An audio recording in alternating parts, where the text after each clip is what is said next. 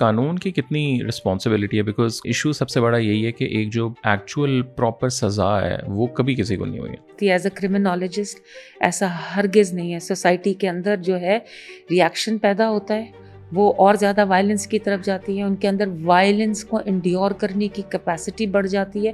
اور ایسا ہرگز نہیں ہے کہ لوگوں کو سزا نہیں ملتی, سزا ملتی ہے. ہاں, جب یہ جنرل ضیاء کے زمانے میں آپ اپنے قانون کو مشرف با اسلام کرنے کی کوشش کر رہے تھے اور آپ نے مشورہ نہیں کیا, آپ اس کو پارلیمنٹ میں نہیں لے گئے, آپ 1400 ایئرس کا گیپ ہے, وہ ایک ڈفرینٹ سوسائٹی تھی, ٹوٹلی ڈفرینٹ سوسائٹی. یہ پتہ ہے میں نے کب کی یہ بات کو میں نے فلی اس کو کمپریہینڈ کیا جب میں LLM کر رہی تھی. اور جب LLM کر رہی تھی اس میں نے پڑھا, ظاہر ہے ایک تھوڑا سا ناچ ابو جاتے ہیں اپنی پریویس پڑھائی کے, کہ لاز ایگزسٹ ان کلسٹرز.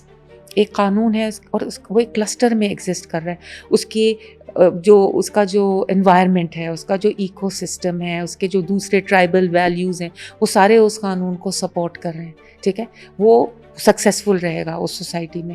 اگر آپ اس کو نکال کے ٹرانسپلانٹ کرتے ہیں over time and space into another society, ادھر فیوڈلزم ہے, ادھر کے جو طاقت کی جو وہ پوری جو اسٹرکچرز ہیں وہ مختلف ہیں فرام عربیہ.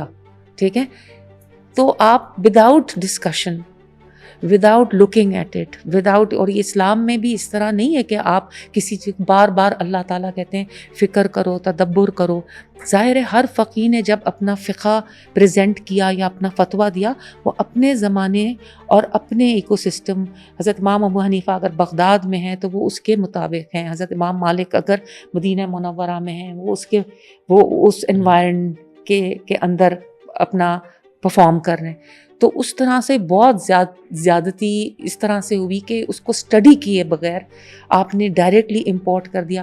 آپ باڈی کے اندر بھی اگر کوئی چیز ٹرانسپلانٹ کریں, کڈنی ہے, لیور ہے, تو باڈی کا پورا امیون سسٹم سپریس کرنا پڑتا ہے, ادروائز باڈی کو پتہ چلتا ہے یہ کوئی فورن چیز ہے, لیکن کیا ہونا چاہیے, اور اس کو ریجیکٹ کرتا ہے. پراپر پارلیمنٹ کے تھرو چلتے کہ یہ لا کو اس طرح سے امپلیمنٹ کرنا چاہیے. تو جب آپ نے دیت اور قصاص کا وہ لے کے آئے ہیں تو اس میں پھر لوگوں نے, جس طرح آپ کہہ رہے ہیں اتنے لوپ ہولز ہیں, اور اس کو ایک اللہ تعالیٰ نے ڈیفینیٹلی دروازہ کھلا چھوڑا ہے, کیونکہ لائف کی اتنی سخت امپورٹنس ہے اسلام میں کہ اگر, اور کئی مرتبہ قتل کیا نہیں جاتا, قتل ہو جاتا ہے.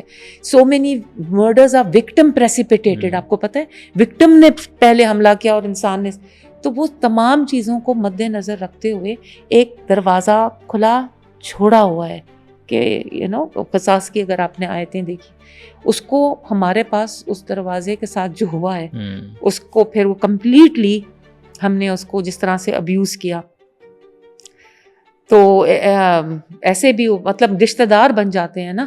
اور murder has become very easy, کیونکہ ایک بندہ کرے دوسرے لوگ ورثہ بن جائیں اگر انٹرا فیملی مرڈر ہے, اور پھر وہ معاف کر دیں. اور ایک پولیس, میں لیکچر دے رہی تھی سہالہ میں, یہ کئی سال پہلے تھا, ASI تھی, اور وہ اور ایک اور ASI جو تھے, 400 لوگوں کی کلاس تھی, ان کی انڈرسٹینڈنگ ہوگی, ان کی شادی ہوگی. جب وہ لڑکی واپس ملتان گئی ہے, اس کے باپ نے اس کو قتل کر دیا, and she was pregnant at that time. اس کا جو ہسبینڈ تھا ASI, اس سے بھی میری بات ہوئی تھی, رو رہا تھا.